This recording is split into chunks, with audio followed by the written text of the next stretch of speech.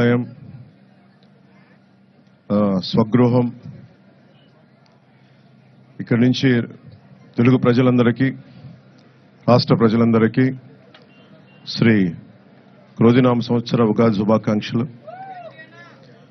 ఈ ఉగాది సంవత్సరాన మనందరం క్షేమంగా ఉండాలి. ముఖ్యంగా రైతు క్షేమంగా ఉండాలి, యువతకు ఉపాధి అవకాశాలు రావాలి, మహిళలకి నిర్భయంగా తిరగలిగే ధైర్యం రావాలి, ఉద్యోగస్తులకి నెలకి జీతాలు రావాలి, కార్మికులకి, ప్రతి ఒక్కరికి, రైతు కూలీలకి, రైతులకి అందరికీ ఉపాధి అవకాశాలు, లాభాలు రావాలి. ప్రతి ఒక్కరూ ఆనందంగా ఉండాలి. ఈ రోజున ప్రత్యేకించి ఈ ఉగాది పండుగ కోసం వచ్చిన శ్రీ వర్మ గారికి, బీజేపీ అధ్యక్షులు రాజు గారికి, కాకినాడ పార్లమెంట్ ఎంపీ అభ్యర్థి శ్రీ ఉదయ్ శ్రీనివాస్ గారికి, ముఖ్యంగా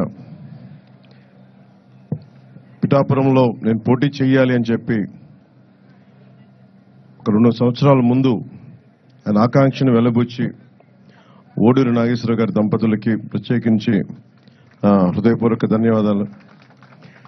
మనస్ఫూర్తిగా ఒక నియోజకవర్గం నుంచి ఇంతమంది కోరుకుంటారు ఇక్కడికి రావాలని అంటే, నాకు ఆ రోజున పిఠాపురం ప్రజల తాలూకు గొంతుని, ఆకాంక్షని ఆ తల్లి ఓడూరి నాగేశ్వరరావు గారి దంపతుల ద్వారా నా దృష్టికి తీసుకొచ్చింది. అలాగే వారి 3 పిల్లలు, ముఖ్యంగా కిషోర్ మంగళగిరి నియోజకవర్గ ఆఫీస్కి వచ్చి మా నాన్నగారు పంపించారని చెప్పి ప్రత్యేకమైన ఇట్లాంటి మామిడి పండ్లని తీసుకొచ్చి మీరు రావాలి, పిఠాపురంలో పోటీ చేయాలని ఆ రోజు కోరుకుంటే నిజంగా నేను ఆ రోజు ఆలోచించలేదు. తల్లి అనుగ్రహం ఎలా ఉంటుందో తెలియదు. పురోహితిక అమ్మవారు దయతోటి, దీవెనలతోటి, ఇక్కడికి శ్రీ వల్లపుడి దీవెనలతోటి, బంగారు పాపమ్మ దీవెనలతోటి ఈ రోజున ఇక్కడ మీ అందరి ముందు ఉన్నాం.